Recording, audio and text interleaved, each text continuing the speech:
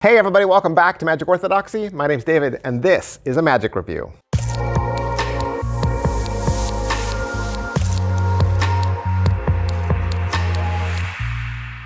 Hey everybody, welcome back to the channel. Thank you guys so much for hanging out with me today.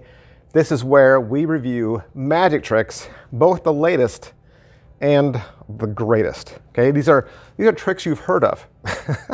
These are magic tricks that you are currently hearing about from trailers or just word of mouth out there on the forums, the internet, the interwebs, YouTube, the like, right? You've seen a trailer, you've heard some people talking, and now you're thinking, I wonder if this trick is going to work for me. That's when you come back here, watch a review before you spend your money, right?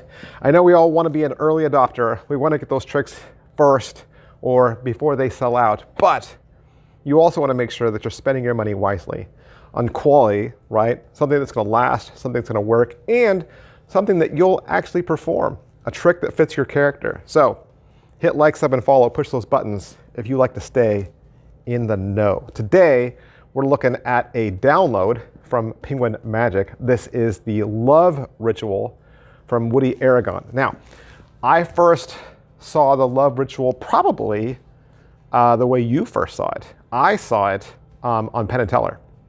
So I saw it on Penn & Teller, and I watched them do it for the entire audience. I think almost that same year, I went to go see Dan White perform in New York City, and right when I was walking into the theater, they gave me 4 cards. And I said, oh, we're going to do Love Ritual. Like, I knew exactly what we're going to do. And on a side note, I'm actually going to do this trick in a talent show in a couple of months. So this is the trick that I've picked to do for an entire audience because it just checks off a lot of boxes. And so if you don't already know, everybody in your audience or the person you're performing it for gets 4 random cards. They don't have to be anything. They're gonna shuffle them up, tear them. You're gonna walk them through a series of shuffles, cuts, and elimination. And at the end, they'll be left with 2 halves of the same card. And that's the miracle. That one card put away earlier, either in their pocket or underneath their seat, will end up matching the last card that they're left with. And everybody in the audience seemingly makes different choices, but at the end, we all line up with the same 2 cards. Now, is it possible that some people will not follow directions carefully and end up with 2 different cards? Of course. In an entire audience of people, not everyone's going to follow your directions the way they're supposed to, right? You'll say cut and they'll shuffle, or something else. Or you'll say take the top 3 cards and they'll take 4 or whatever. But it should work. It should work. It's pretty foolproof. It is pretty foolproof. So is it what I thought? Yes, it's what I thought. Not only had I seen this on Penn & Teller and then seen it in real life, but Woody Aragon also includes it in his Penguin Magic Live. So it's a different title. So if you already have the Penguin Magic Live, it's How to Find Your Other Half. So if you already have his Live, or you were thinking, you know what, I might as well just buy his Live, you'll learn how to do this in the Live under How to Find Your Other Half. This trick is $15, and you'll get an hour-and-a-half tutorial, including a special bonus section where he teaches you this routine where he's fooled magicians, right? So he'll teach you a version where he has fooled magicians. But the video itself, like I said, it's really long actually. There's an intro. He does a studio performance in a black environment. It then cuts to the Penguin Magic Live, where he does it live for the Penguin Magic Studio. And then cuts back to the studio where he teaches you the effect. And you really learn everything in 30 minutes. I think you'll figure it out in 30 minutes. You don't have to watch the entire hour-and-a-half. The rest of it is just tips, notes, why the math works. And then, like I said, he's going to teach you the magician fooler. But, there are other ways, other ways to learn the trick if you don't get this one itself. But pocket space, you're just going to give, 4 cards to every person in your audience. That'll be like, what, 13 people? 13 people would get a deck, so every deck of cards you have will service 13 people, so you'll need that many if you're doing your math at home. So you need quite a lot of playing cards for this. I still don't know how many cards I'm going to need for the talent show I'm going to do. And I have to do the show 4 times, so that's a lot of playing cards. But yeah, that's the only thing you have to worry about is just tearing the cards up, having enough cards for everybody, and then the cleanup afterwards. So if you're in a venue, you're gonna have to tell them like, hey, at the end of the day, I'm gonna bugger off. I'm gonna walk out, and there's gonna be cards all over the floor. There's gonna be torn cards everywhere. So I don't know. At the end of your trick, if you say, hey, and could you do the wait staff and the janitor staff a favor? Could you pick up all your cards? Because as you do the trick, the spectators are moving cards from the top to the bottom, and then they're also throwing them up into the air as a discard. I guess you could be nice to people, you know, the staff working, and say, put the discards in your pocket. But I think it's more fun to make a mess.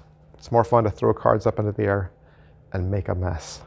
So I would just go watch either the trailer for this or go watch the Penn and Teller performance. Go watch the Penn and Teller performance when they do the love ritual. And you'll see it then, if you haven't already, but I'm sure you have. Like, it's a pretty popular effect. I've seen other magicians do it even. So I've seen quite a few different people do the same effect because it's easy. It's easy. You don't have to do anything. The spectator is doing all the work. You're not running them through any equivoque. There's no second speech or false speech. They are really doing what they're saying they're doing. It's not even really math. It's not really math. It has a numbers element to it, but I wouldn't even call it math. It's just the way things are going. It's easier than it sounds. It sounds like it should be complicated. It sounds like everyone has different choices, but in reality, they don't. So that's what makes it foolproof, as long as your spectators are good at following directions, which means you have to be clear with your directions. You have to be clear with your directions. You have to know the trick. You have to know it in your head well. But the great thing is you get to do it with them, right? And you get to do it with them, and you could cheat.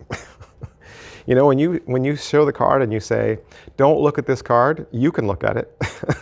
I'm looking at my card. When I say, don't look at this card, I'm looking at it.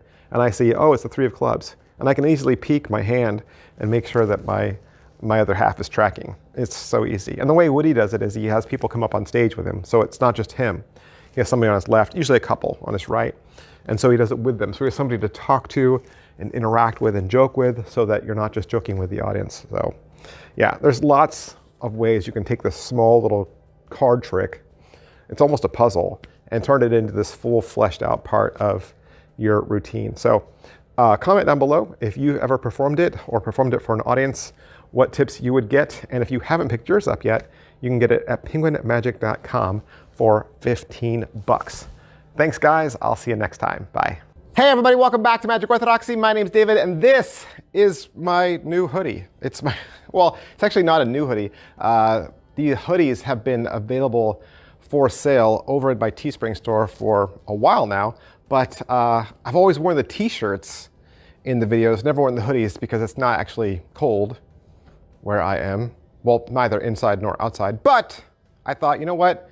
You should see a hoodie. You should see what it looks like. So this is actually the darkest one. This is the dark heather one, and it almost looks like a black on black. So there are 2 other colors available, 2 or 3 colors available actually. There's a burgundy and a lighter gray and a little bit lighter gray. So if you don't like the black on black, maybe consider one of the other colors, but just wanted to show it to you, right? Just wanted to show it to you as we head into fall, as we head into the winter season. If you want to sport your devotion, your loyalty, your love to Magic Orthodoxy and all things Magic Review and playing cards, yeah, that'd be great. And I'm just showing it to show you. Like I think I make $1 on every single sweatshirt. So I made the price point as close to the cost as I could. I think I make $1 on each sweater. So that's not why I'm making this video. I just wanted you guys to see it. All right. Thanks for hanging out with me. Stay cool. Bye.